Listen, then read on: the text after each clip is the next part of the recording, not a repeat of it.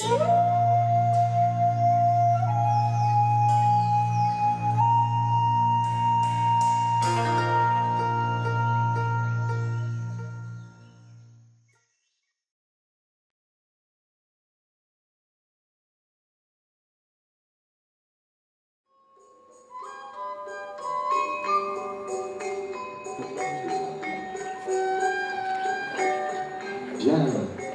eh bien, bonjour à tous. Je m'appelle Éric Grand, je suis le directeur fondateur d'Oasis Voyage.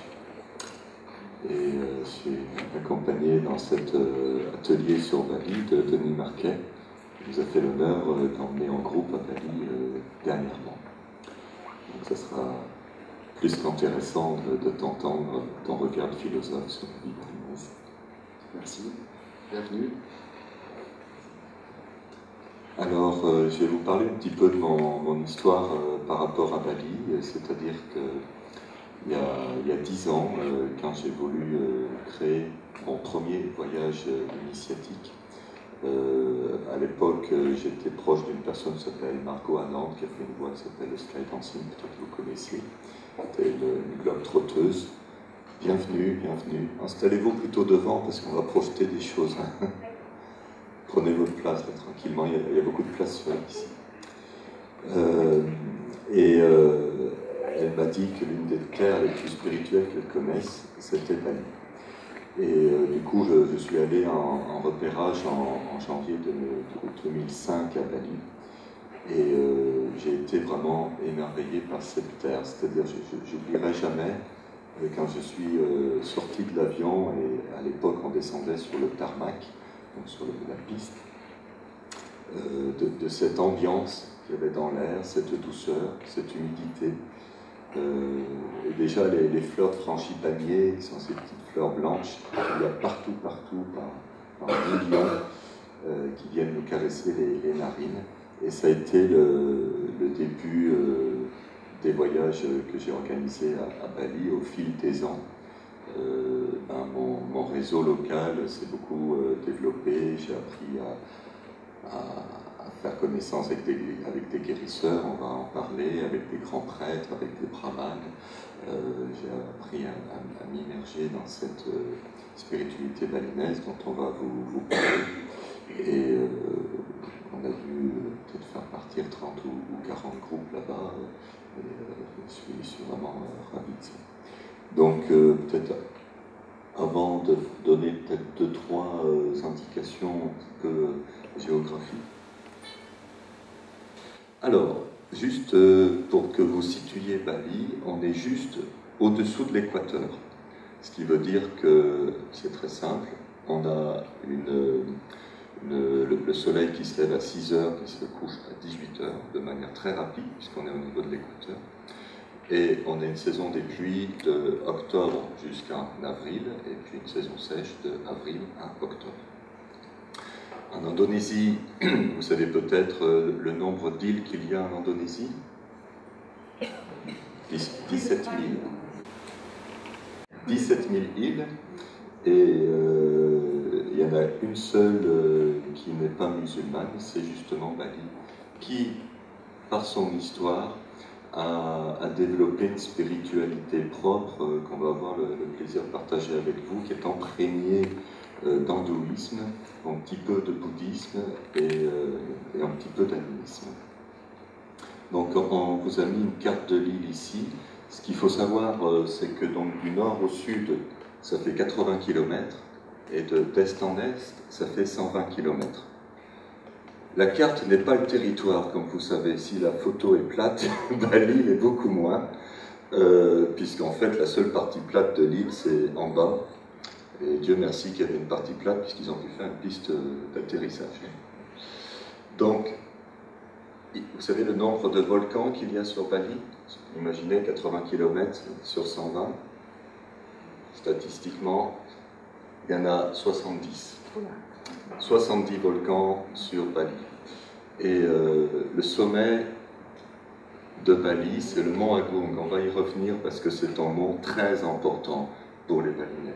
Le mont Agung qui se trouve là, 3142 mètres. Pour les Balinais, toutes les toutes les sources qui dépendent, qui prennent naissance dans le mont Agong sont des sources sacrées.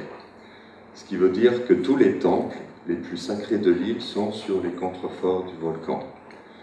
En particulier Bezaki, on vous montrera une photo après, qui se trouve ici. C'est le temple le plus haut de l'île, donc le plus sacré dans la spiritualité balinaise. Vous savez combien il y a de temples à Bali? Je vous laisse deviner. Allez, prenez des risques. 7 000, 8 000, ah, c'est bien. Il y a 10 000 temples. Il y a 10 000 temples publics. Il y a 3 millions de Balinais. Donc ça veut dire que c'est très dense. Il faut ajouter une chose, excuse-moi, c'est que chaque maison a son temple. Voilà. Donc là, on parle des temples publics, mais 3 millions de Balinais, il y a un temple par foyer. Voilà. Parfois deux. Oui. Et puis, qu'est-ce que je voulais rajouter?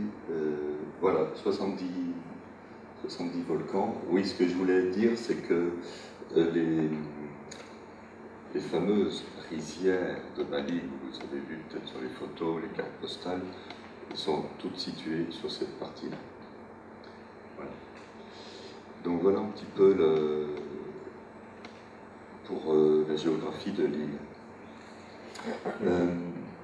Ce qu'il faut comprendre à Bali, c'est que c'est l'importance du collectif. C'est-à-dire que le Balinais, depuis sa naissance jusqu'à la mort, est dans un continuum spirituel. Ça, c'est très très intéressant à comprendre et aussi à expérimenter. Et ces cérémonies, ces expériences spirituelles sont toujours collectives. C'est-à-dire elles concernent à minima la famille, sinon le village, sinon l'île. C'est-à-dire que sur cette île, par exemple, quand un membre de la famille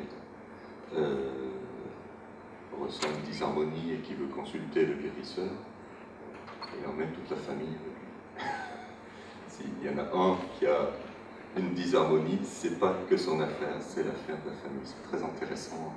Ça, c'est un point très important, parce que c'est le substrat chamanique. Bali, c'est une île, c'est un hindouiste, avec toute la dimension hautement métaphysique de la culture et de la spiritualité hindouiste, mais il y a un substrat chamanique très terrien aussi, et avec un enracinement très fort, et on est sur une île très tellurique avec le volcanisme. Et ça, ce dont Eric vient de parler, c'est vraiment une culture chamanique, c'est-à-dire que les chamans sont des guérisseurs et ils guérissent des ensembles.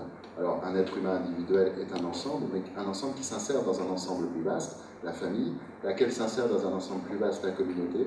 Et ils ont gardé quelque chose que nous, dans notre culture individualiste, on a perdu, une connaissance que nous avons vraiment besoin de redécouvrir, c'est le fait que tout dysfonctionnement est un symptôme d'un dysfonctionnement plus vaste.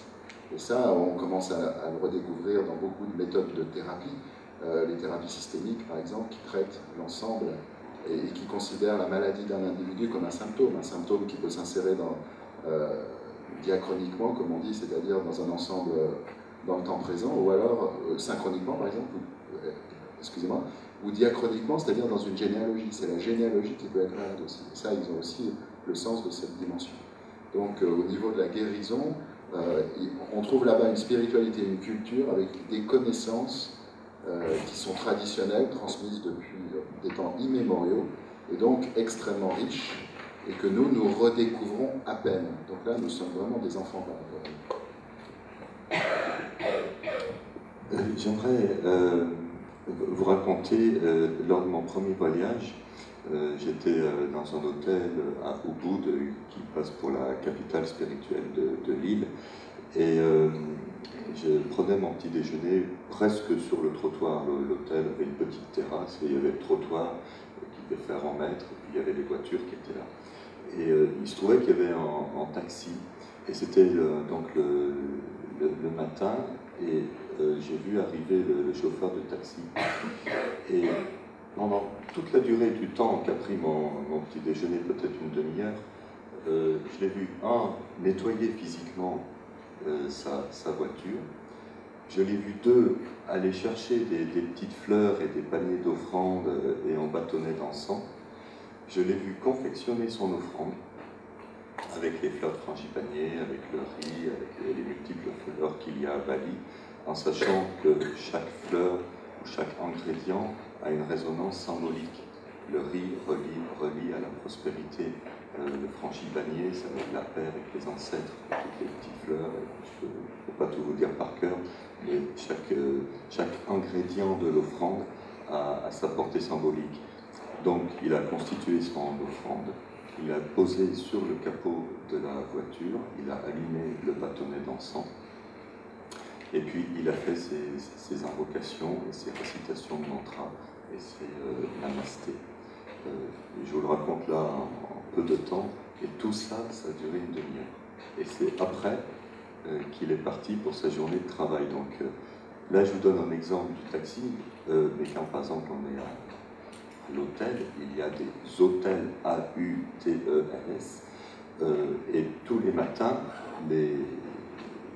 l'équipe de l'hôtel va offrir des offrandes, et nous, dans les hôtels traditionnels où nous sommes, l'équipe balinaise vient déposer une offrande devant la porte de nos chambres pour que, quand on ouvre la porte et qu'on sorte de notre chambre, on reçoit les bénédictions pour que notre journée soit placée sous les meilleurs auspices. Donc, il faut imaginer une collectivité professionnelle où chaque personne commence sa journée pendant ses heures de travail, si je peux dire, par des rituels pour invoquer les auspices des dieux.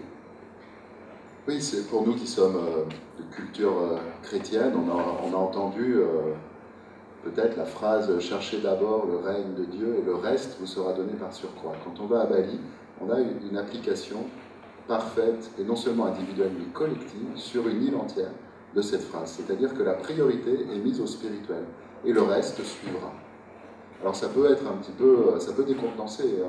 On raconte aussi des anecdotes, quand des Occidentaux qui s'installent à Bali et qui veulent faire des travaux dans leur maison ou faire construire une maison, il faut qu'ils s'arment de patience, parce que tu disais, il y a 100 jours fériés pour des fêtes spirituelles par an, déjà. Et puis, dès qu'il y a une priorité spirituelle, il est clair pour tout le monde que c'est une priorité, et que même si on a dit on sera là à tel jour, telle heure, si on n'est pas là, c'est qu'il y a quelque chose de mieux qui avait à être fait, et entre Balinais, on n'a même pas à s'en justifier, puisqu'on sait d'avance que c'est une priorité spirituelle qui a pris le pas sur le matériel. Donc, pour nous occidentaux, c'est un autre monde, mais vous pouvez imaginer, et quand on est allé à Bali, on le perçoit, mais dès qu'on sort de l'aéroport, vous pouvez imaginer l'atmosphère qui règne dans un pays où tout un collectif, tout un peuple met en priorité la dimension spirituelle, et quotidiennement et durant toute l'année, pose de multiples actes personnels et collectifs pour se relier au divin. C'est toute l'île qui est un lien avec la dimension transcendante, et on le sent, mais c'est merveilleux dès qu'on sort de l'aéroport. Enfin, moi, ça m'a fait à la sortie de l'aéroport, ça peut le faire peut-être à la descente de l'avion. Il y a une ouverture du cœur qui se fait, parce que c'est vraiment, on y reviendra, mais c'est une culture du cœur, et on sent quelque chose qu'on ne ressent vraiment nulle part ailleurs. C'est une exception aujourd'hui, une exception mondiale quand même, Bali, parce que ça réunit, c'est une île en plus, donc ça réunit vraiment, et ça concentre les caractéristiques que nous en Occident, on a largement perdues aujourd'hui.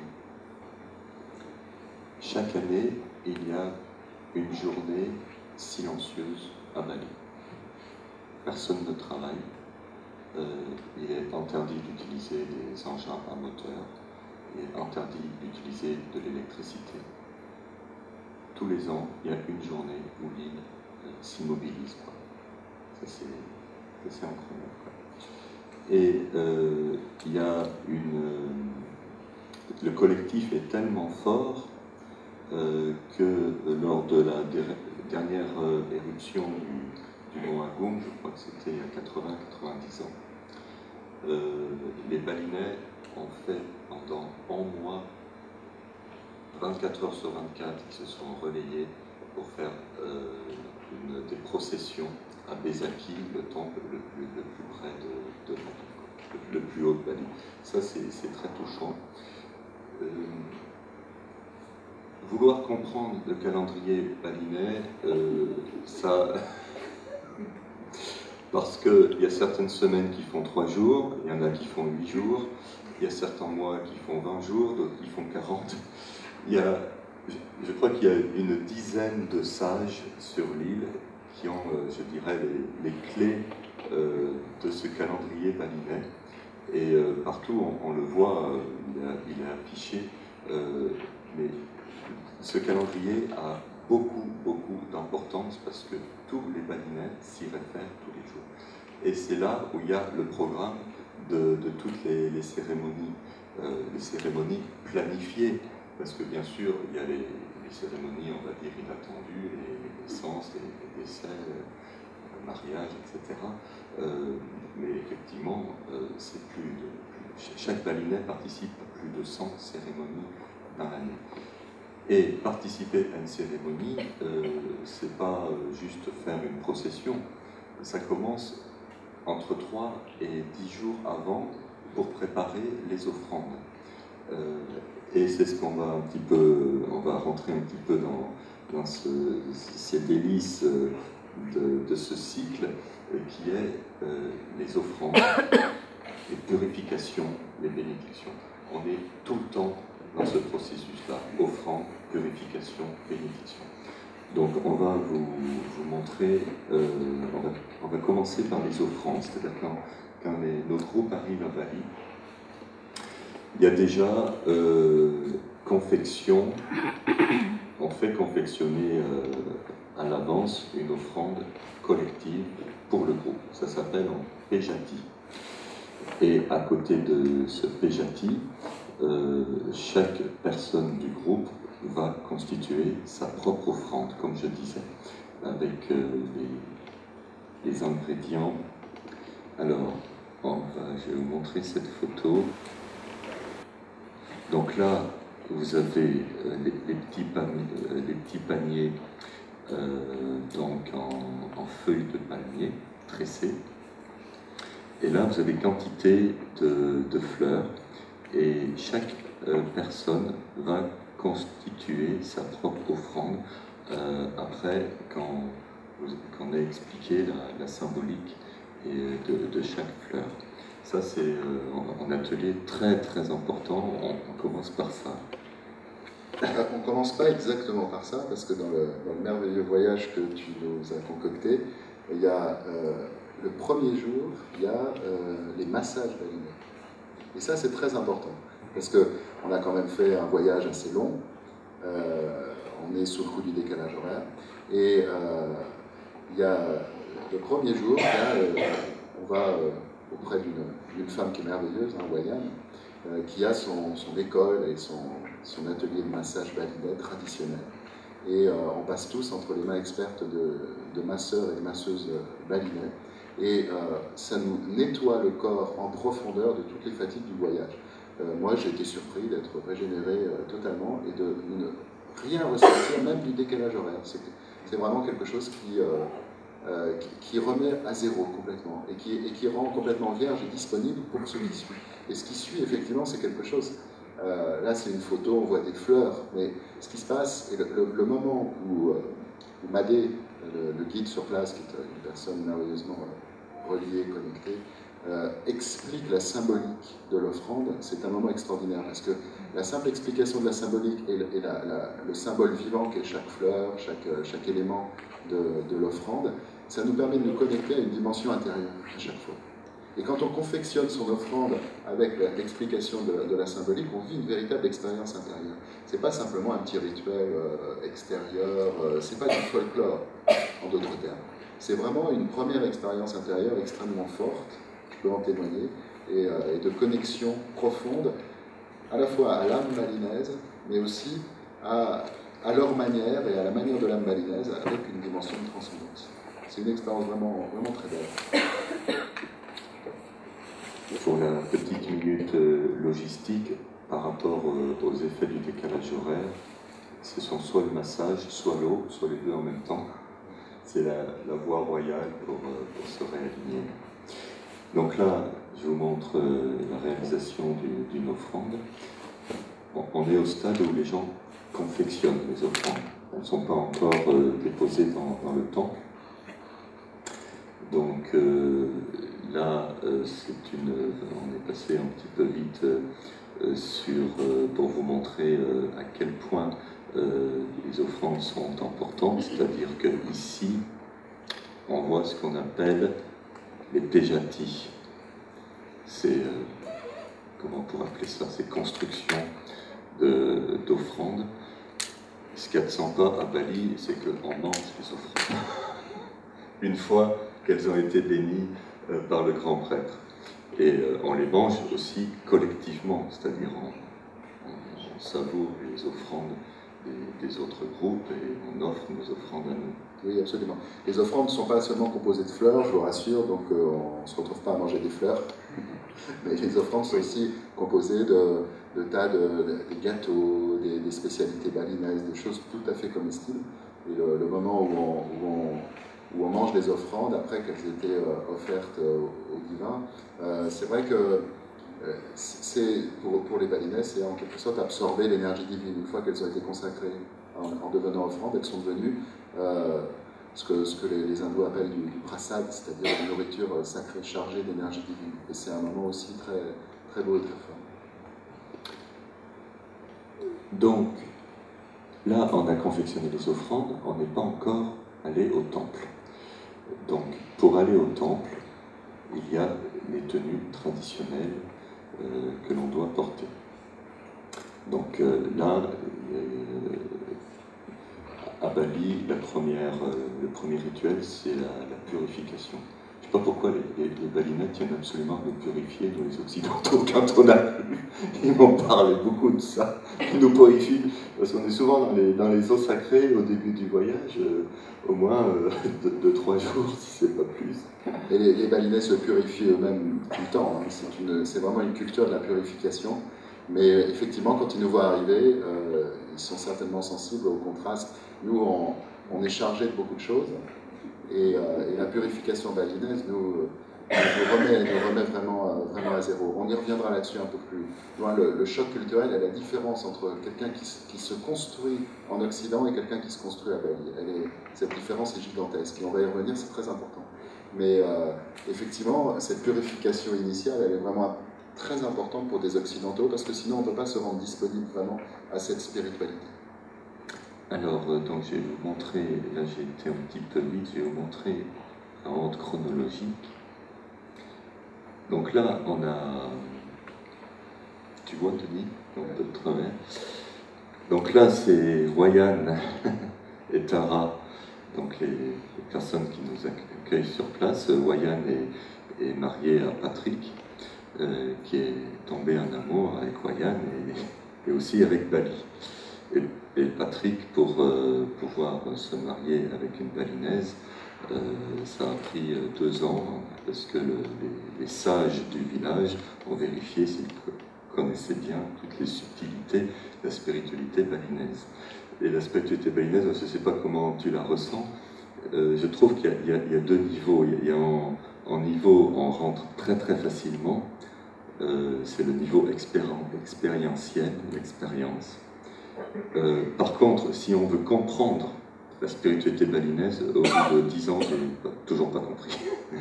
Et c'est assez difficile à comprendre, c'est juste les grands prêtres qui codifient, qui expliquent un petit peu cette spiritualité.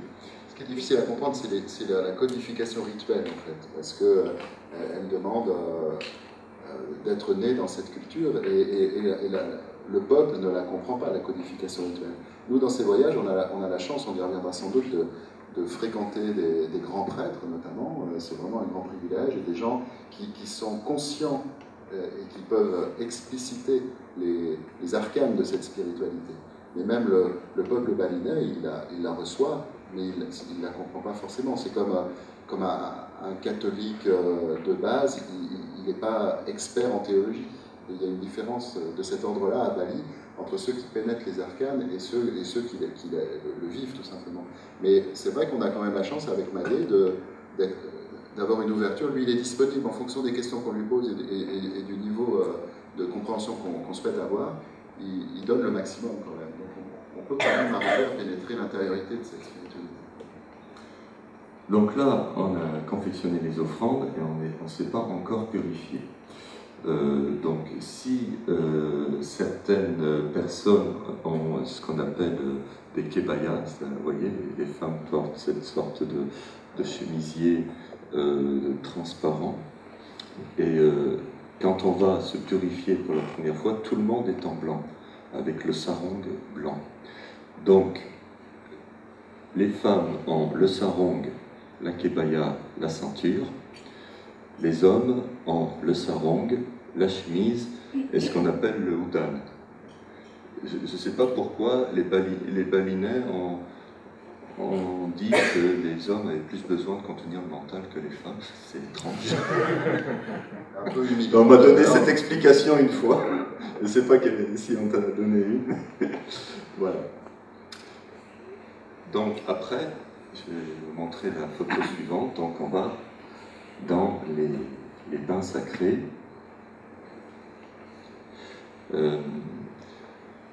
À Bali, c'est une société, ce qu'on appelle tripartite, c'est-à-dire qu'il y a toujours 3 niveaux dans les temples et dans les maisons.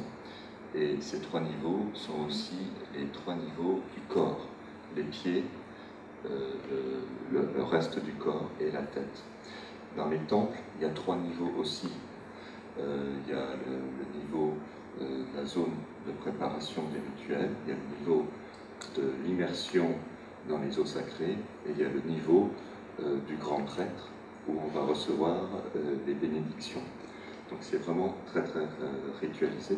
Dans les maisons aussi, il y a la zone d'habitation privée, il y a la zone de travail, et il y a le temple. On fonctionne tout le temps avec ces 3 niveaux. Et le système des classes, qui ressemble au système qu'on trouve en Inde, il y a aussi cette tripartition, c'est-à-dire qu'il y a une classe de travailleurs économiques, il y a une classe de dirigeants guerriers, enfin guerriers au sens, non pas qui font la guerre, mais qui sont dans l'action non économique, disons, dirigeants politiques, etc., et une classe de prêtres. Et ce système-là est encore très, très vivant à Bali. Donc là, on est juste avant l'immersion. Donc les hommes sont torse nu, les femmes remontent le sarong au-dessus de la poitrine, et là on est en train de réciter des mantras. Alors pourquoi est-ce qu'on met la fleur de frangipanier sur l'oreille gauche et la petite fleur verte sur l'oreille droite, je ne sais pas encore, ou sur la tête? En tout cas là c'est très codifié. Donc là c'est Patrick, donc le mari de Wayan, qui nous apprend ça. Et je crois que sur la photo suivante, je vais vous montrer une petite vidéo, mais avant je voulais vous expliquer ça. Donc là on est au temple de Tirtha Ganga. Donc vous vous souvenez, j'ai pas sur la carte de Bali, les eaux sacrées sont tout le temps celles qui viennent du volcan Agung. Tirtha Ganga, Tirtha ça veut dire source, Ganga ça veut dire le Gange. C'est une image pour dire que ce sont les eaux sacrées. Donc ça c'est le bassin dédié à l'immersion dans les eaux sacrées. Il y a 13 sources. 1, 2, 3, il faut l'imaginer, on verra un peu plus sur la vidéo. Sous chaque source, il y a un mantra différent auquel on est invité de réciter. Et ça veut dire que ce sont 13 niveaux de pacification de l'être, la paix avec les ancêtres, ça c'est quelque chose de très important dans Bali, la santé, la réussite professionnelle, etc. Donc tous ces niveaux-là se font purifier par ces sources. Juste pour dire un mot, pendant cette expérience d'immersion où on reçoit les eaux de la purification, là, le mental, il n'existe plus. On est vraiment plongé dans une autre dimension. C'est vrai que quand on sort de là, on se sent nettoyé à tous les niveaux possibles.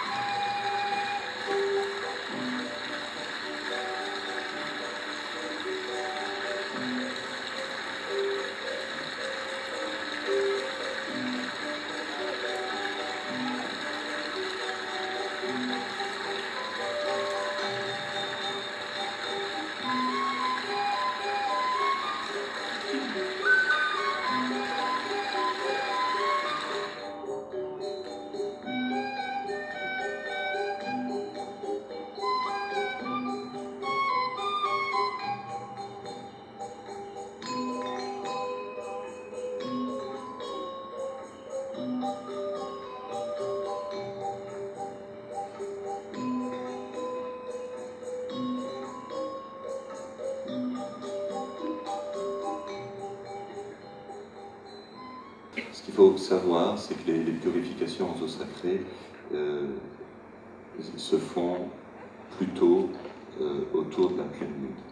Pas le soir même de la pleine lune, mais un jour avant. C'est-à-dire que quand on programme nos voyages à Bali, on envoie la période de date à Patrick et Wayan, et c'est eux qui nous disent, ben voilà, c'est mieux de venir comme ça pour la cohérence du circuit. Donc ça c'est important. Là c'est une cérémonie de pleine lune.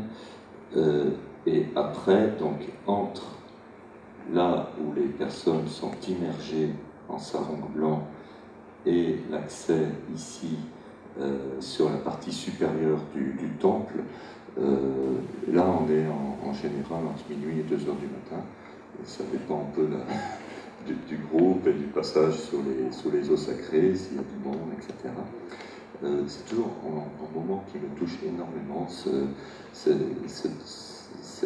moment-là où on sort des eaux sacrées et on va se changer pour revêtir les vêtements traditionnels balinais qui là peuvent porter des couleurs.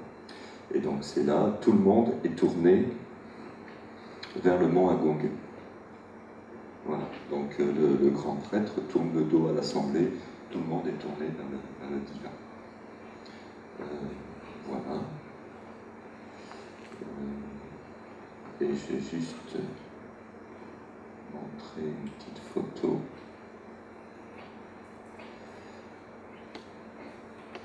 Donc ça, c'est quand les personnes sont purifiées. Tu reconnais ton groupe, Denis. Je vous laisse repérer où est Denis. C'est une photo qui a été prise en autre moment, c'était pas après les purifications, mais c'est pour vous montrer les tenues traditionnelles. Donc là, les couleurs sont permises. Vous avez vu où est Denis? Non? Il est là, et Yannick est devant. Voilà pour les offrandes. Une chose qu'il faut dire, c'est que la culture balinaise est une culture traditionnelle. C'est-à-dire que la manière dont les Balinais vivent, c'est un petit peu comme nous, on vivait en France au Moyen-Âge. La vie était structurée par les fêtes, il y avait énormément de fêtes, et des fêtes qui étaient toutes évidemment religieuses, spirituelles. Et une culture traditionnelle, c'est une culture où on se construit en fonction du collectif. Tu as beaucoup insisté sur l'importance du collectif. Alors, de notre point de vue, c'est à la fois tout à fait fascinant et en même temps c'est très différent de la manière dont on s'est construit. L'individualité chez les Balinais doit être constamment limitée. Limitée parce que ce qui compte, c'est la reliance de l'ensemble à la dimension divine transcendante. Et évidemment, en Occident, on s'est construit différemment. Donc nous devons inventer une spiritualité qui est autre. Mais en même temps, aller à Bali et se relier à cette spiritualité, c'est un ressourcement qui nous aide énormément. Rares sont les Occidentaux qui vont vivre à Bali à la manière des Balinais comme Patrick. Et pour avoir un peu discuté avec lui, c'est pas quelque chose de facile. Lui, c'est vraiment l'amour, le fait d'être tombé amoureux d'une Balinaise qui l'a amené à faire ce grand saut. Mais c'est assez difficile. Parce que justement, il faut en rabattre constamment sur l'individualité, les prétentions de l'individualité, et puis le fait d'être un être unique. Ça, ils le connaissent pas tellement à Bali.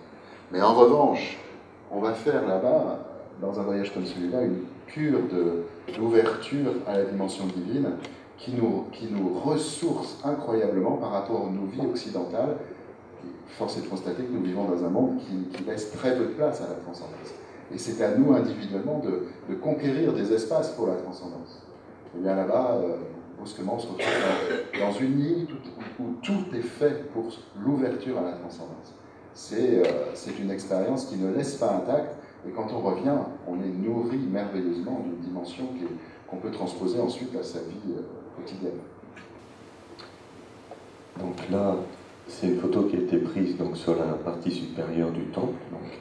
Et c'est là où effectivement chacun pose son offrande qui va rester là, derrière le grand prêtre. On discutait hier de Madé, ce guide qui est héritier d'une lignée de guérisseurs, et qui me dit, Éric, dans la brochure, juste tu dis que je suis en guide local, presque touristique.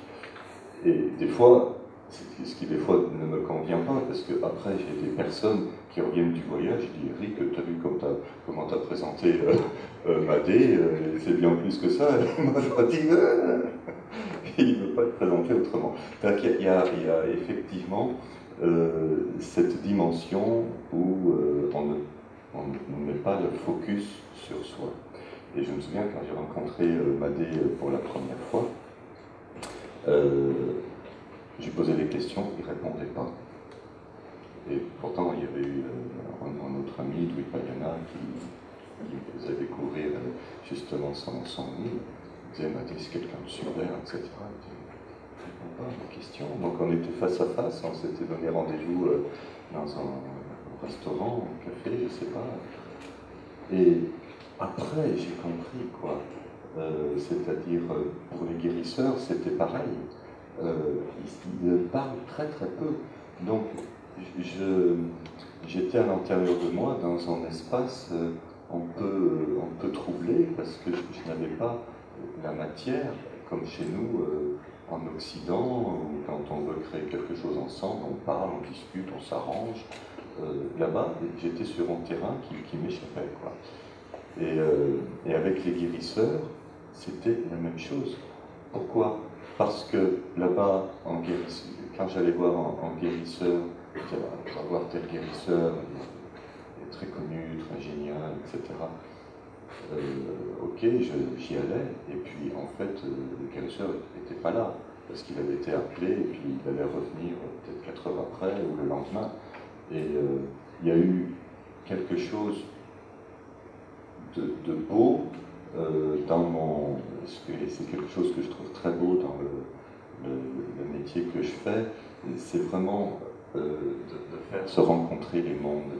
C'est-à-dire que quand mes groupes vont voir les guérisseurs, donc imaginez si le guérisseur n'est pas là et qu'on dit au groupe va passer dans 3 jours, ça ne va pas forcément être bien compris.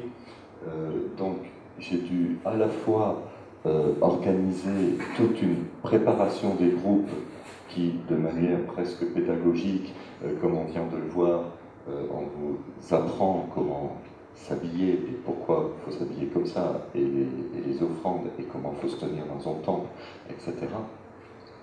Et également, du côté des Balinais, j'ai dû mettre des ressources humaines pour que le guérisseur se souvienne qu'il y a un an en arrière, en français, elle lui avait donné un rendez-vous en lui disant le 13 juillet 2016, tu auras un groupe, il faut que tu sois chez toi, sauf vraiment 4 forces majeures.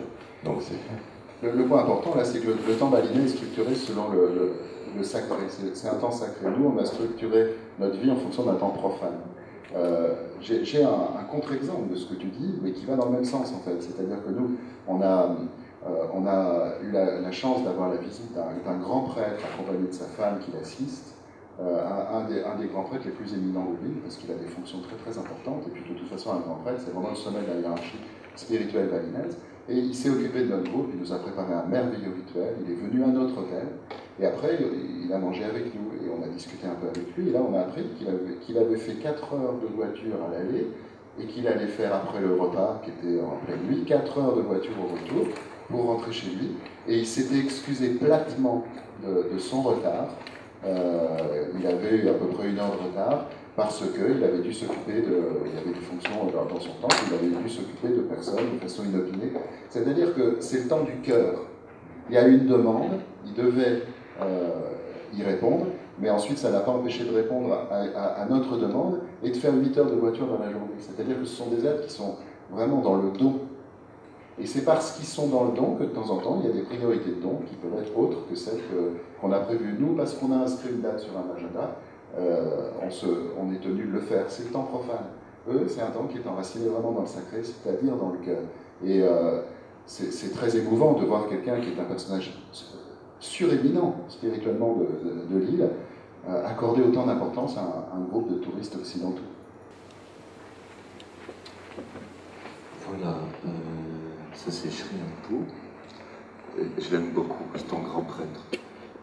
C'est un ancien agent de voyage qui parle français et qui, à un moment donné, est devenu grand prêtre.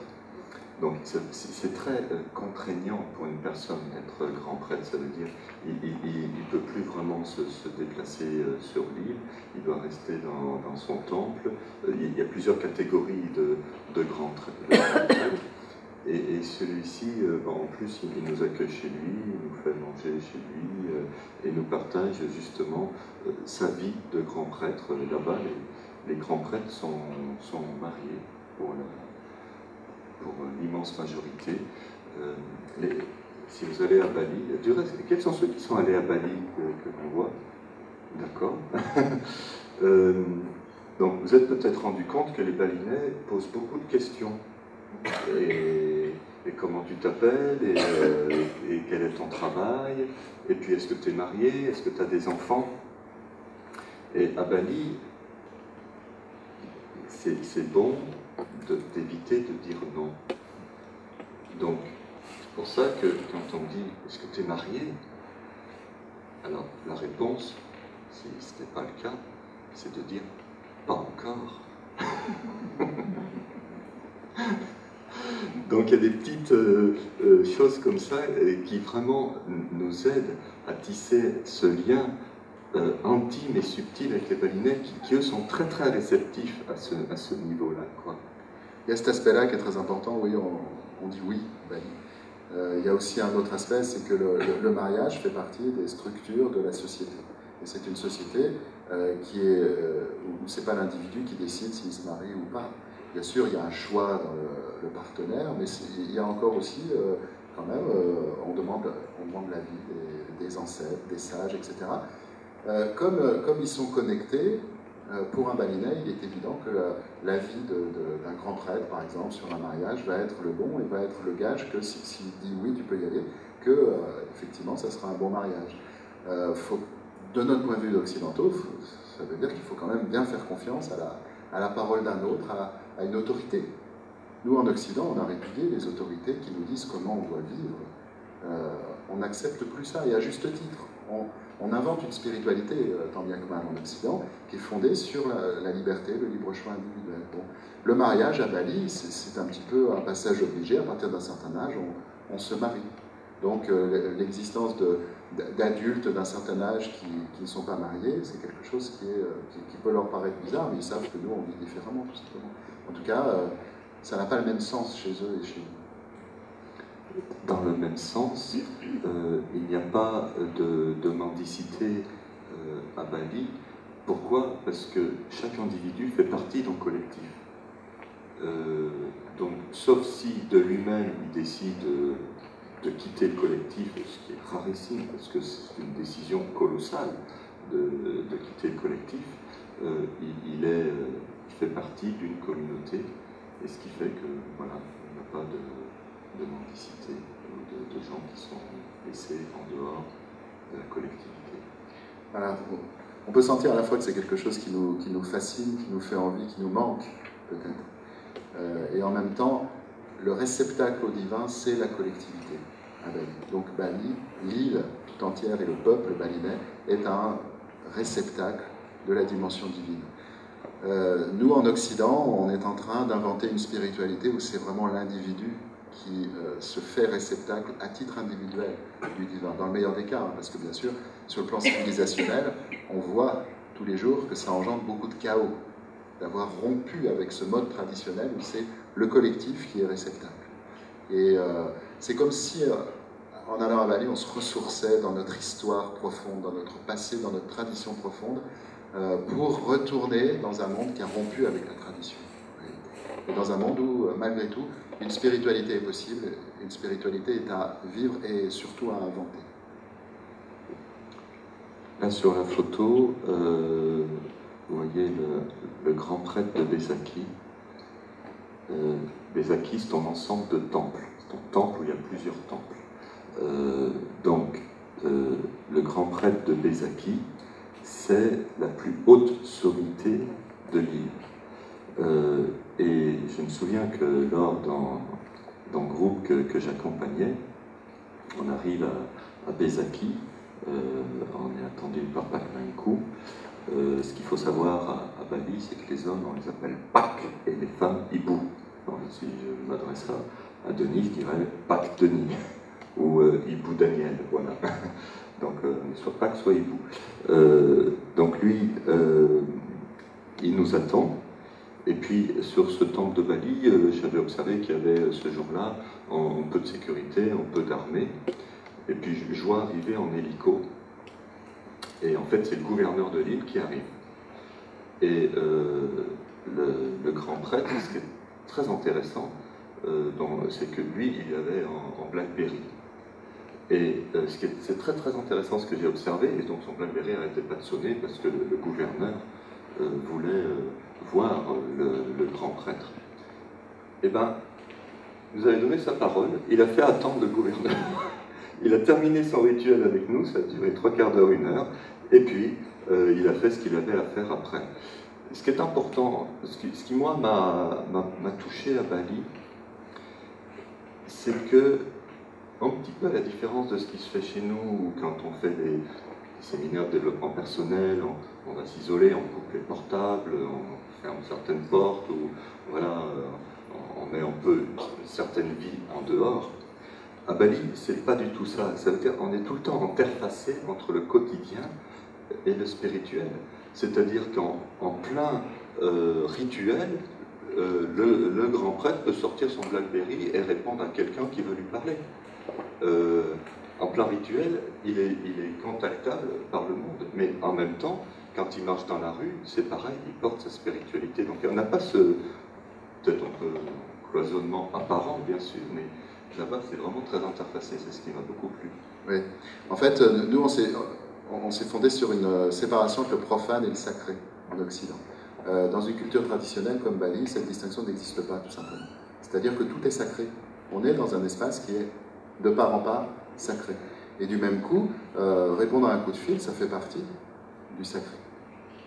C'est pas qu'on laisse entrer le profane dans une activité sacrée, ce qui serait une forme de profanation ou de sacrilège. Vous entendez les mots qu'on a inventés en Occident. Pour eux, tout est sacré. Donc, répondre à un appel, ça fait partie du sacré. Alors, je vais passer une petite vidéo, passer le générique. Voilà.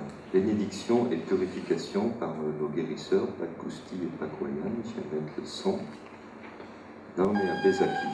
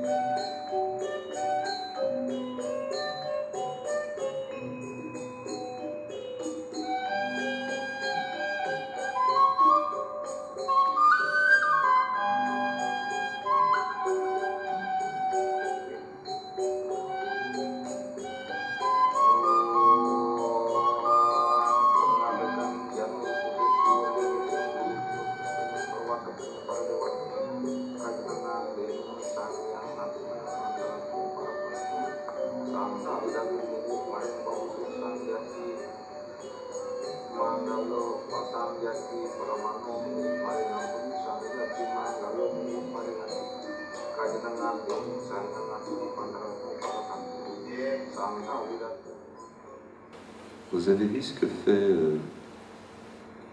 voilà. Ça, c'est ton grand prêtre guérisseur. Vous avez reconnu ce qu'il fait? En fait, il fait des mantras avec ses mains. Donc, c'est pas tout à fait ici, mais... Voilà, il appuie sur son point. Et quand on passe entre les mains expertes d'un grand prêtre guérisseur, il y a vraiment une énergie, on sent qu'il se passe quelque chose. Il touche à peine, mais il opère vraiment quelque chose qui reste bien sûr pour nous extrêmement mystérieux, mais qui ne laisse pas intact. Ce qui me surprend, pour avoir assisté à des centaines d'interventions de guérisseurs, c'est que pour chaque personne, c'est différent. C'est incroyable. Je me souviens, mon guérisseur, entre guillemets, préféré qu'on va voir après, je l'ai vu intervenir des centaines de fois. Et c'est incroyable la différence de traitement, si je peux dire, qu'il a. Donc là, on a de l'eau sacrée, évidemment. Et après, donc la guérison individuelle, on a donc la bénédiction. Donc 3 fois, hop, 3 aspersions et les granderies, c'est-à-dire le grand prêtre va verser dans les paumes 3 fois, après sur la tête, et après donc la personne prend quelques granderies et les met ici sur la 3e. Là, donc, en grand prêtre, en mode guérisseur, si je peux dire, ça veut dire qu'il fait face aux participants.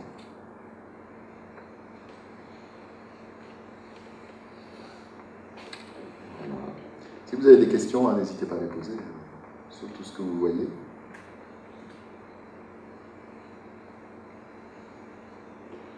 Quelle est la pratique du balinais?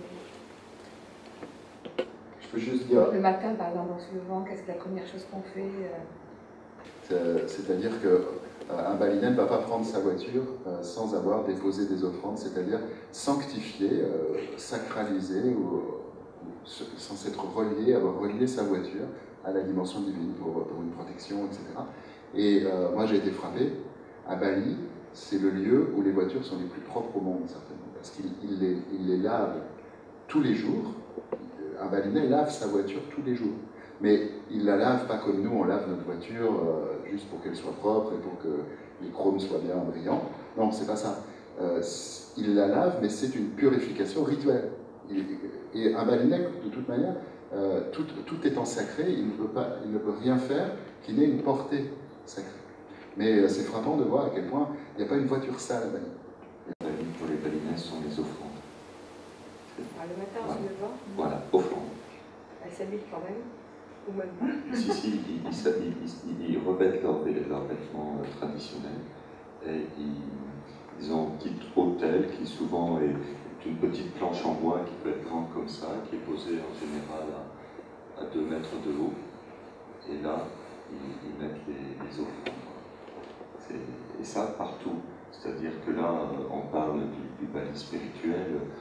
Dans le sud de l'île, il y a beaucoup de surf, de boîtes de nuit, enfin le Bali touristique, Verkota, etc. Quand j'étais allé il y a quelques années, même à cet endroit-là, sur les trottoirs, devant les boutiques, il y a des offrandes. Ça, c'est très, très important. On parle des guérisseurs. Vous voulez entendre quelques infos sur les guérisseurs? Voilà, ça c'est Joe Corday.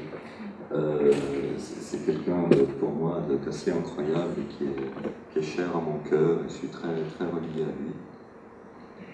Il a plus de 80 ans.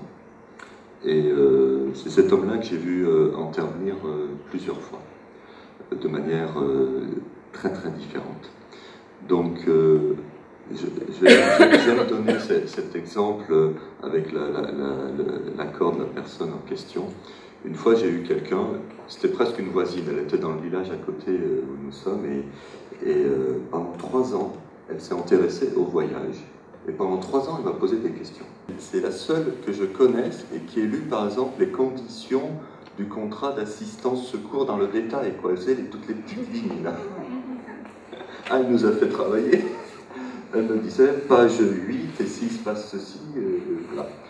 Et puis, combien d'heures il faut aller à Bali, et puis, quand on enregistre, c'est à combien de mètres la porte d'embarquement, et puis combien de marches pour aller au temple, etc. Ça porte en nom, je ne sais pas, ce trait d'esprit qui veut être très très pointilliste. Et bon, au bout de 3 ans, elle se décide à venir à Bali. Et puis, ça, évidemment, ça commence un embarquement, elle posait beaucoup de questions, voilà.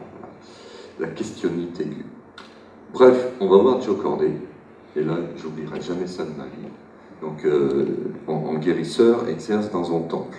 C'est assez petit, hein, ça fait à peu près 2 mètres sur 2. Il y a toujours, on voit ici donc les tissus atamiers noirs et blancs. C'est l'alchimie de l'ombre et de la lumière. On est tout le temps avec ça à Bali, on en a peu parlé, mais c'est une dimension très importante. C'est-à-dire on nourrit les démons aussi. Hein. Il y a une relation aux démons et aux dieux, à leur manière. Et donc, les personnes commencent à passer sur la zone là où intervient Joe Corday, et puis arrive donc cette personne, et puis quand il la voit et qu'elle allait monter sur le temple, il lui dit « Toi, non ». Et il dit en balinais, et tout le monde a compris, « Mental trop fort, toi, je peux rien faire pour toi ». Imaginez, hein, 3 ans où elle réfléchit, 3 000 € le voyage, et puis elle arrive. Bref, j'ai fait ce que j'ai pu, c'est-à-dire sortir les Kleenex, parce qu'évidemment, il y a eu un contre-coup émotionnel très fort. Et en plus, ce qui est aussi très particulier à Bali, qui pour nous peut être parfois dérangeant, c'est que tout se fait publiquement. C'est-à-dire, au début, quand on faisait les réunions avec les guérisseurs, les guérisseurs, on s'intéressait à quelqu'un. Alors toi, comment ça va? Tu gagnes bien ta vie? Tu es contente de ta santé, etc. Et si on n'est pas prévenu, on se trouve à s'exposer comme ça devant un groupe. Donc, même si on sait que l'amour et la conscience du groupe est profondément thérapeutique, des fois, c'est un peu direct, il y a certaines personnes qui peuvent se crisper là-dessus, donc on a un peu travaillé ça.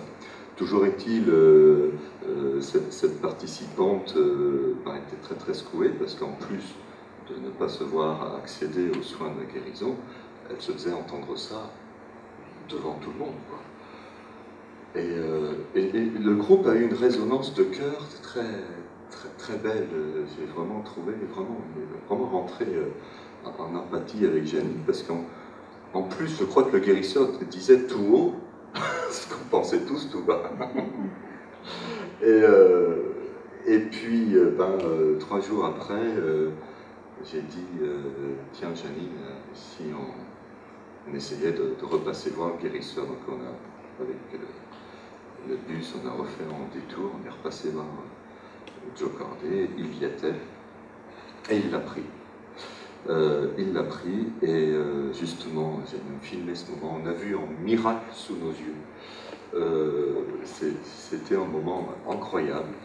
Il a fait un traitement que, encore une fois, je n'avais jamais vu, à base d'herbes et de salive. Donc, je vais vous montrer, il y a quelques images là-dessus que j'ai pris. Je vais vous montrer. Voilà. Je vais mettre le son.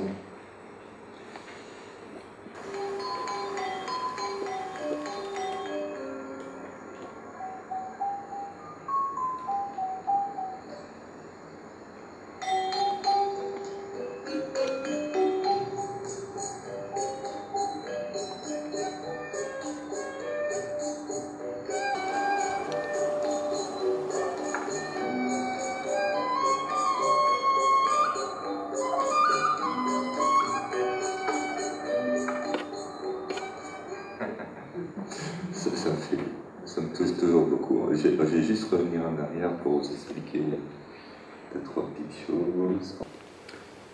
Donc il appuie sur certains points du corps, avant son intervention et après. Donc on voit très bien qu'avant on a mal et après il appuie au même endroit et on n'a plus mal. C'est très simple.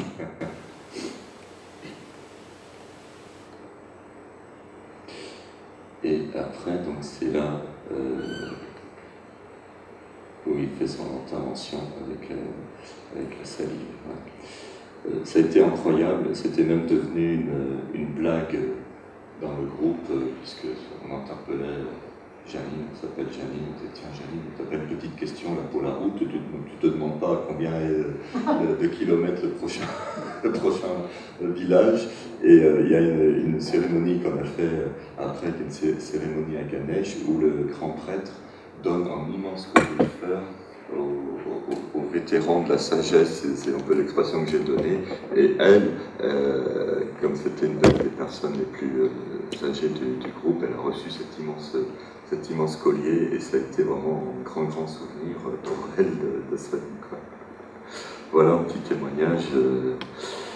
D'une manière générale, quand on emmène un groupe à Bali, tout le monde en revient différent. En fait. Ça ne peut pas laisser intact.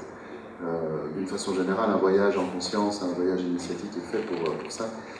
C'est vrai que la terre de Bali est particulièrement propice à ça, parce que c'est une terre de ressourcement. Peut-être juste un petit mot, tu disais on nourrit les démons, peut-être un tout petit éclairage là-dessus.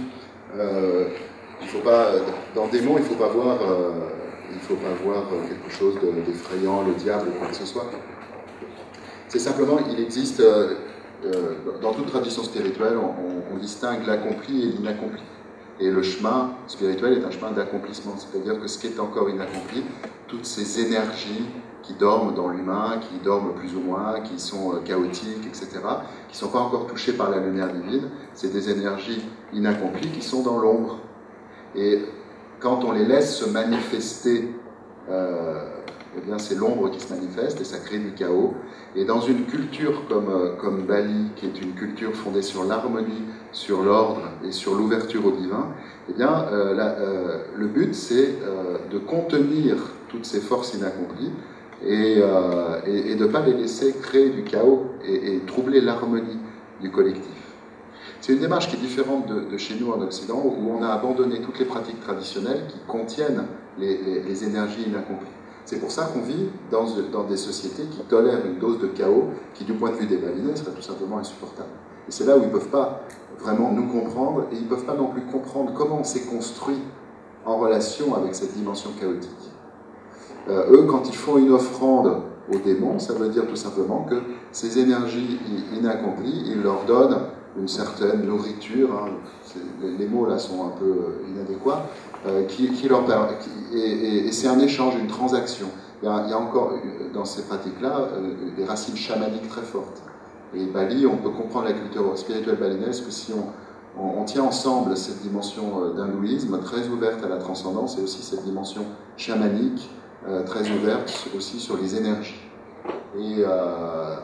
Et donc, on contient par des offrandes, par des rituels, toutes ces énergies inaccomplies pour leur éviter de créer du chaos dans la société et aussi dans l'individu. Ce qui fait que ça donne au niveau individuel des êtres qui sont énormément dans le cœur et aussi dans la connaissance, en tout cas pour tous ceux qu'on rencontre qui sont de la caste des brahmanes, qui sont ouverts au mystère spirituel. Mais tous les balinais, quel que soit leur niveau de connaissance spirituelle, ils sont dans le cœur. Le cœur est ouvert, c'est merveilleux.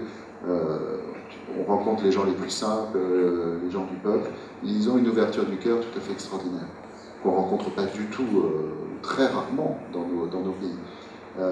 Mais en revanche, toute cette dimension du chaos qui correspond chez nous à la dimension des entrailles, le viscéral, toute cette dimension d'inaccompli auquel il s'agit pour nous d'ouvrir au divin, il faut ouvrir notre dimension viscérale à la dimension divine, voilà notre pratique spirituelle, et bien cette dimension-là, elle est extrêmement contenue. Ce qui fait que, par exemple, Patrick me disait qu'on parle très peu de ces émotions avec. Ces émotions, quand il y a des émotions, quand il y a de la tristesse, tout ça, eh bien, on propose à la personne d'abord toute la collectivité l'accompagne, non pas pour qu'il l'exprime, mais pour qu'il présente ça au divin, pour que ce soit mis à sa juste place et que ça ne trouble pas l'harmonie de l'individu et de la collectivité, sachant que c'est une seule et même chose. Et c'est vrai que Madé, notre guide par exemple, est un être qui est très ouvert aux Occidentaux, avec lequel on peut vraiment discuter, qui est dans le don. Mais il y a un moment où l'échange se bloque sur ces questions-là. Il y a un niveau où il ne peut pas y avoir d'échange avec lui. Et il s'en protège parce qu'il sent aussi probablement que c'est, pour un oriental qui s'est construit dans une culture très traditionnelle, raisonner avec cette dimension chaotique que nous portons en nous peut être dangereux. Pour ceux que ça intéresse, cette question-là, il y a des exemples de maîtres orientaux qui se sont confrontés à des disciples occidentaux construits sur une dimension très chaotique et qui, par résonance, ont beaucoup souffert de ça et qui parfois sont tombés dans des addictions à la drogue, à la sexualité ou à l'argent, c'est-à-dire toutes ces dimensions viscérales qui sont très réveillées chez l'occidental. Et que toute la culture orientale tend au contraire à contenir. Vous voyez, la rencontre Orient-Occident, elle est porteuse d'immenses richesses, des deux côtés, mais aussi de dangers, et particulièrement pour des gens construits indépendamment de cette dimension que nous portons. Pour continuer dans cette idée de relation entre les dieux et les démons, la représentation à Bali, c'est que plus on est haut, plus on est près des dieux. Donc les démons sont plutôt dans la mer. Et c'est vrai que les plages du sud sont les plages touristiques. Sur 20 km, vous avez en hôtel une boîte de nuit, en restaurant, en hôtel une boîte de nuit, en restaurant. Et c'est sur 20 km. Mais ce qui est intéressant à voir, c'est qu'ils ne sont pas dans une peur des démons, ils relationnent avec les démons. Et beaucoup avec les danses. Là, j'ai pas pensé à vous amener une vidéo, mais il y a par exemple les danses des Ketchak, qui sont des danses sans instruments, uniquement d'hommes. Ce sont à peu près une centaine d'hommes en cercle, et qui font le bruit des singes. Mais ils le font à 100, et ça dure à peu près 3/4 d'heure, 1 heure. Et ce Ketchak est là pour justement imiter le cri des singes qui fait fuir les démons. Et quand il se passe quelque chose, ils rentrent dans cette cérémonie de Ketchak il y a plusieurs dizaines d'années, quand il y a eu l'éruption volcanique. Ils ont fait le plus grand Ketchak de l'île. Ils ont été possiblement des milliers à faire ce Ketchak, c'est-à-dire à relationner avec les forces obscures, ou que l'on voit comme obscures. J'ai une question. Oui. Est-ce que il y a des formes un peu codifiées d'expression d'une violence collective, comme il y a pu avoir au Moyen-Âge avec les différents carnavals en Europe? Est-ce que ça existe ou c'est toujours tellement contenu et offert à la divinité que ça n'existe pas, cette violence-là? C'est particulier, comme un monde où il y aurait... En 30 fois où je suis allé à Bali, j'ai jamais vu un baliniste être en colère. Je veux dire, si je voyais ça une fois, mais je ne sais pas ce qui se passerait. Oui, la colère ne fait pas partie des émotions qui ont droit de citer à Bali, et ça ne veut pas dire forcément qu'ils répriment une colère qui serait à l'intérieur d'eux. Ça, c'est notre vision d'occidental. C'est simplement que c'est un point intéressant, il y a une dimension culturelle de la colère. Pardon, je voulais dire, il y a une dimension culturelle des émotions, et donc particulièrement de la colère. C'est-à-dire qu'il peut y avoir une culture où l'on ne se construit pas par rapport à la possibilité d'être en colère. Et ça suppose tout un travail en amont. Ça ne veut pas dire qu'il y a de la colère qui monte et on la refoule. Ça veut dire qu'en amont, on vit dans une culture où une émotion va être vécue accompagnée. Et ça, c'est un point très important. Chaque fois, ils expriment peu leurs émotions, mais ils sont très à l'écoute. Quand on a le cœur ouvert, on est très à l'écoute de l'autre. Et on n'a pas besoin de passer par des mots. C'est-à-dire que si quelqu'un se sent un petit peu moins bien, il y a tout de suite quelque chose qui va se faire dans l'ordre d'un accompagnement. Ça peut se faire au niveau de la famille, ça peut se faire au niveau des amis. Et l'accompagnement, c'est la communauté qui se resserre autour de la personne qui ressent une émotion. souvent la colère que nous portons en nous, nous occidentaux, est liée précisément à un défaut de cet accompagnement dans les temps de notre construction, quand nous étions enfants, etc. Parce que nous ne nous sommes pas sentis vus et reconnus dans des émotions douloureuses, accompagnés et aimés tout simplement, eh bien, nous avons développé cette colère. Il y a beaucoup de colère qui dort en nous, et souvent on a besoin d'un travail thérapeutique pour la faire sortir et l'offrir éventuellement au divin si on est sur une voie spirituelle. Et chez eux, il n'y a pas cette dimension-là. Mais en revanche, tout se passe bien tant qu'il n'y a pas de désir d'individuation. Voilà. Et là, je pense que Bali vit une période de son histoire qui est délicate, parce que c'est une espèce de fossile vivant. C'est-à-dire qu'il y a eu un temps où toutes les cultures étaient comme à Bali. Dans l'histoire qu'on connaît, les civilisations traditionnelles, ça a toujours fonctionné comme ça. Et puis, avec la modernité occidentale qui se mondialise, eh bien, les cultures traditionnelles reculent de plus en plus. Et Bali, en plus, l'insularité fait qu'ils sont relativement protégés, mais ils sont quand même menacés par l'Occident, l'occidentalisation, le tourisme. Ils sont menacés aussi par l'islam, parce que l'Indonésie, c'est le plus grand pays musulman du monde, là où il y a le plus de musulmans au monde. Et Bali, comme tu le disais, Eric, c'est la seule île qui ne soit pas musulmane. Et donc, cette culture traditionnelle est quand même très menacée. Mais est menacée par quoi? Par un mode de vie notamment occidental qui fait la promotion de l'individu et qui amène la tentation de l'individuation, au départ par l'individu consommateur. C'est le premier pas. Et du coup, quelle va être la rencontre entre la civilisation traditionnelle balinaise et puis la poussée individualisante du monde? On ne peut pas le savoir.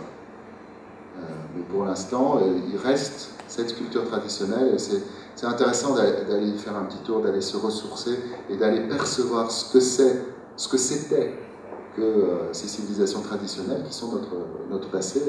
Jusqu'à leur naissance, le monde entier est traditionnel. Vous pouvez nous parler un petit peu plus de l'éducation des enfants, de leur place, l'accueil de l'enfant étranger aussi, voyager à Bali avec des enfants? Alors, l'enfant ne touche pas terre pendant 1 an. C'est-à-dire que pendant 1 an, ses pieds ne touchent jamais la planète. Ça, c'est l'éducation balinaise, parce que pour les balinais, la force tellurique est tellement forte que l'enfant a besoin d'attendre avant que ses pieds touchent le sol. C'est un petit détail que je sais. Après l'éducation se fait, là on est dans la norme indonésienne, c'est-à-dire que les écoles séparent les garçons et les filles, tout le monde est en uniforme, et il y a très peu de possibilités d'accéder à des études supérieures. C'est la raison pour laquelle, au tout début, quand on a envoyé les groupes à Bali, le hasard, la gentillesse de l'univers a fait que l'une de mes collaboratrices, Charlotte, était implantée à Bali. C'est elle qui a géré et qui gère encore le site internet d'Oasis et qui a travaillé pour ANAC, qui est une structure occidentale qui vise à organiser la scolarisation durable en études supérieures des enfants balinais. Et chez Oasis, on a eu 40 enfants qui ont pu être scolarisés de manière durable. Voilà, c'est-à-dire qu'ils arrivent jusqu'à un certain niveau, je ne sais pas vous dire exactement lequel, mais après il faut partir à Java, il faut partir à Jakarta. En 10 ans, j'ai pu voir l'évolution, par exemple à Ubud, mais je vois un pays de 3 millions d'habitants qui pratique aussi fortement autant de rituels tout le temps, toute l'année. Je trouve qu'elle existe encore aussi magnifiquement, cette spiritualité, alors que peut-être elle aurait pu disparaître déjà avant. Oui, c'est certain. Elle a une force intrinsèque qui est très très grande. Et en même temps, il y a, la géopolitique a aussi ses raisons. Il y a une immigration assez forte. Quand on veut développer une économie, c'est certain qu'il y a un moment où les lois de l'économie entrent en conflit avec un mode de vie où il y a un tiers des jours qui sont des jours fériés à cause de fêtes religieuses, par exemple. On voit bien la polémique qu'il y a en France sur le travail le dimanche, par exemple. C'est typiquement des traditions. Le dimanche, c'est la tradition, c'était le jour du Seigneur, ça l'est encore pour certains d'entre nous.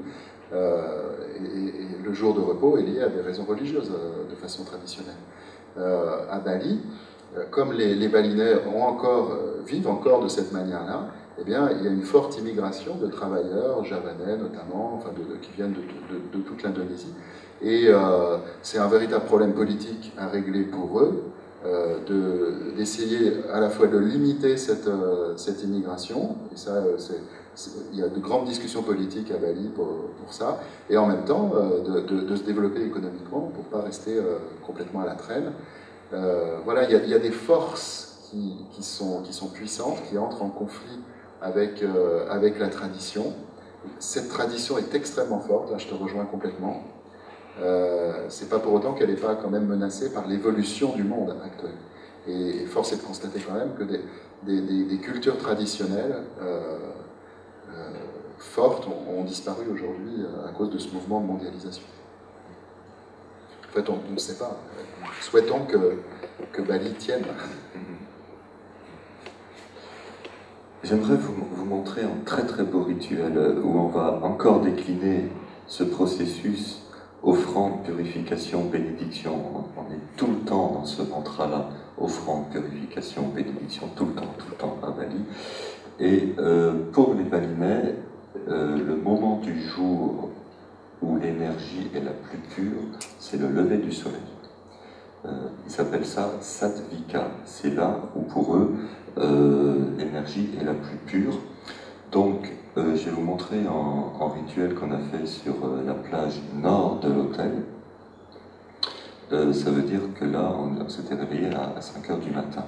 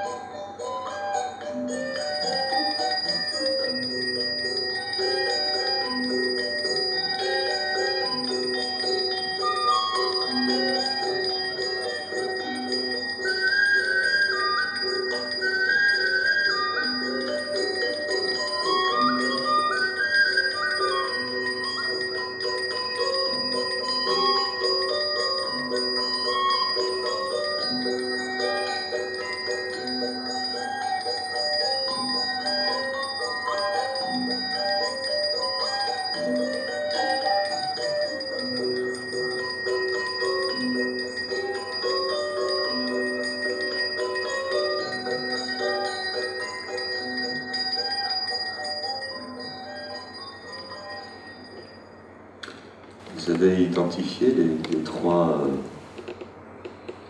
étapes.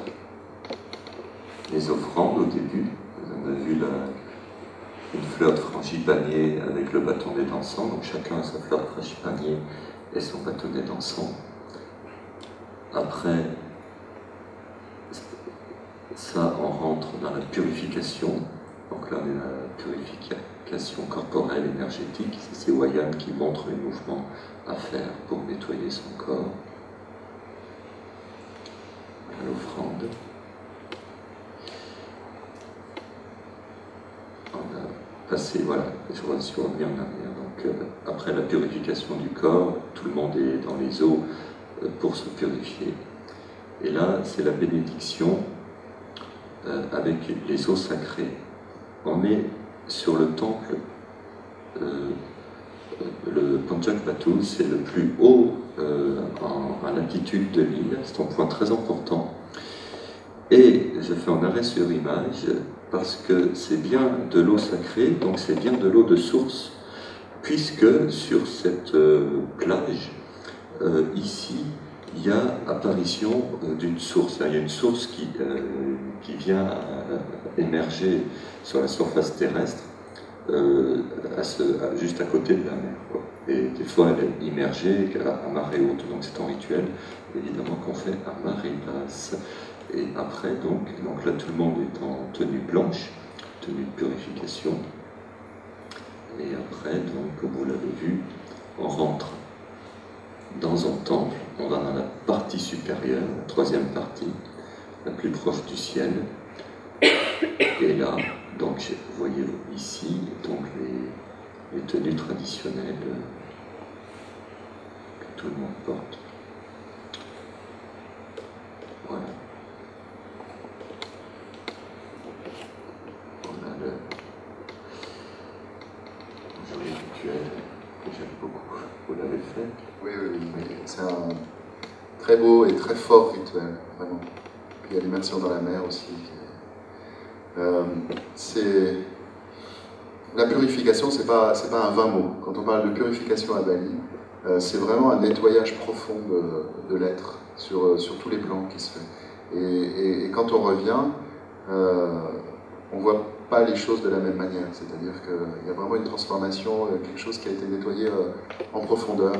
Et de fait, hein, on le voit, et puis il y a beaucoup de témoignages qui vont dans ce sens-là. La vie n'est pas la même, après la vie change. On s'est ressourcé d'une manière vraiment très profonde. Et on se sent réellement purifié. C'est mystérieux, hein. C'est des rituels ancestraux, c'est des rituels efficients, opératoires. Oui. Voilà. Belle image. Je dirais, pour moi, je sens que Bali, c'est ma seconde terre. Je connais plusieurs Français qui sont installés sur place.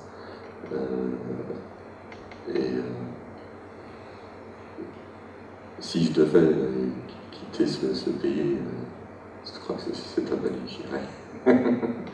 Pour mes vieux jours, peut-être.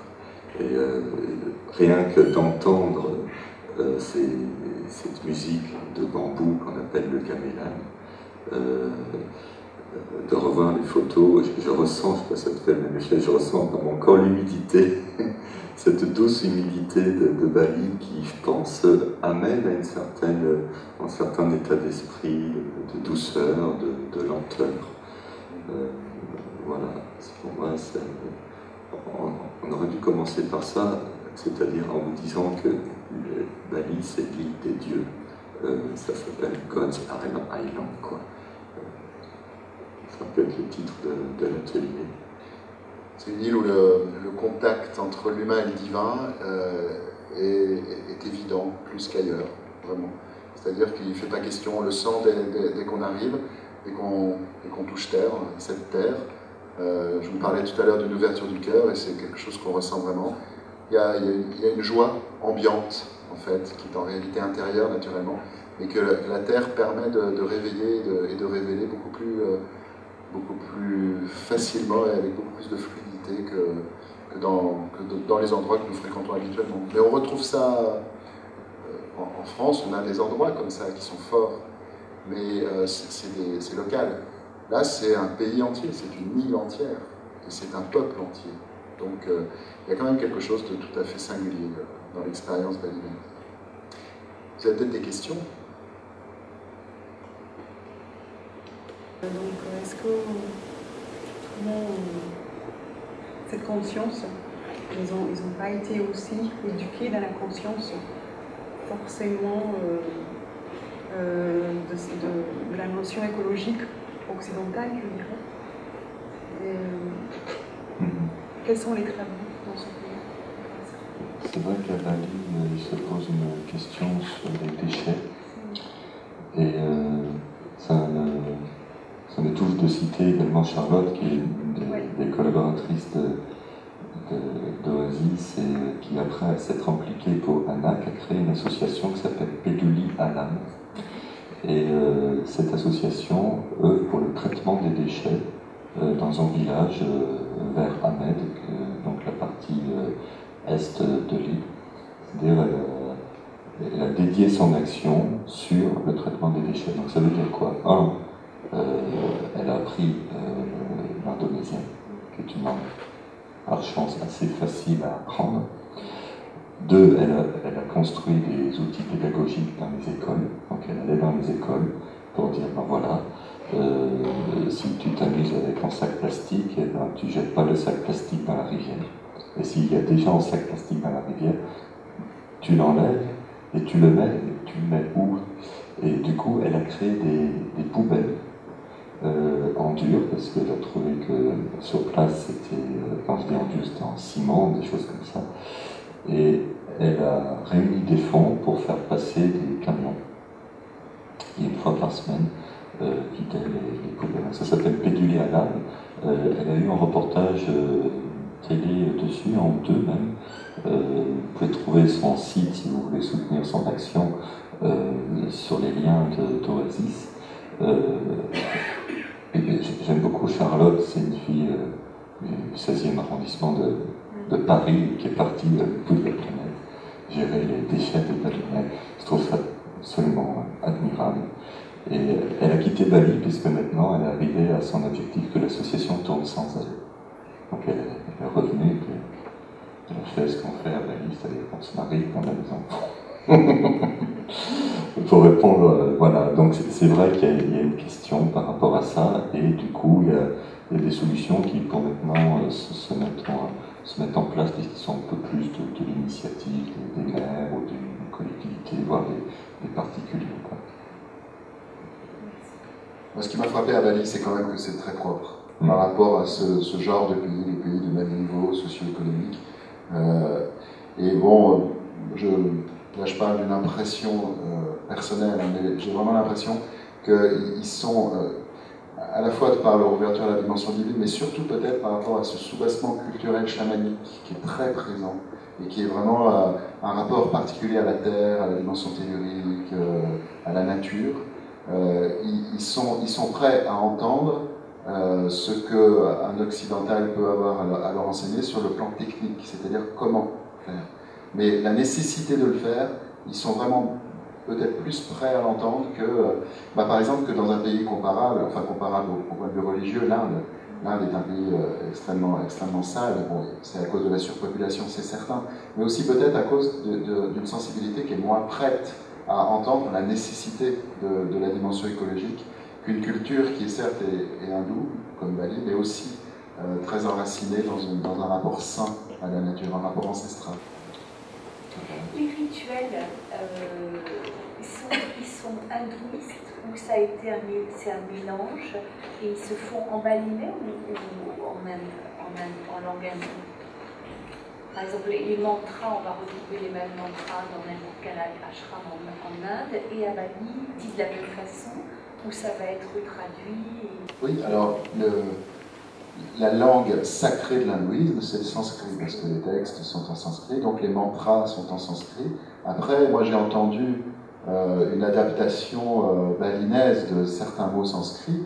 Mais là, toi-même, tu as employé, quand tu parles de sattvi, je ne sais plus quoi, sur le sattvika, l'énergie du matin, ça vient d'une racine sanscrite, c'est l'énergie du sattva, l'énergie ascendante. Donc, effectivement, quand on récite les mantras, c'est en sanskrit, c'est un hindouisme classique, mais adapté j'allais dire à la sauce balinaise et mixé avec les traditions balinaises. Donc il y a une spécificité, mais en même temps la langue sacrée c'est le sanskrit. Bien, en rituel, je vais juste vous montrer quelques secondes. Donc le rituel dure à peu près 2 heures. Il induit une certaine transe et à un moment donné, il récite les 1000 noms de Dieu. Vous les connaissez, hein? Et alors, ça donne ça.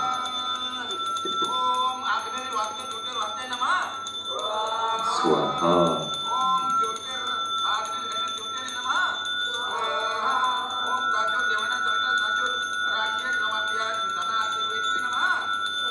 Donc vous avez reconnu, en nom de Dieu, et Swaha, on jette du riz dans le feu.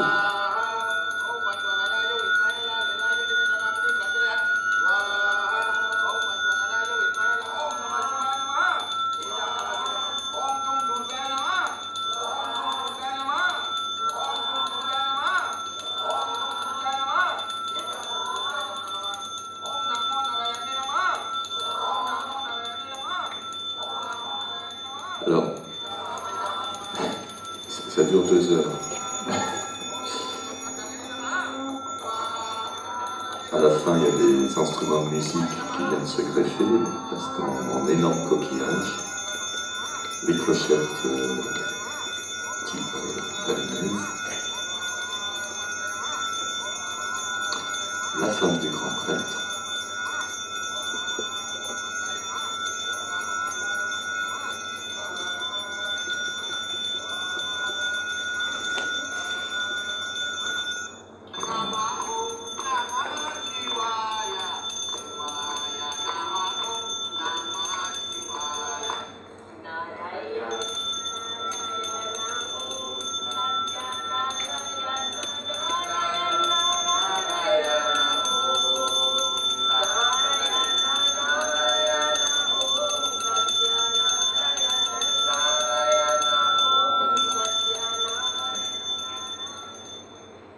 Voilà, c'est une petite atmosphère. Je précise que 2 heures, c'est pas long. Dans l'état induit par le rituel, on n'a pas la perception du temps qui est la nôtre quand on regarde sa montre, par exemple. Voilà. Nous-mêmes, on aura bientôt passé 2 heures.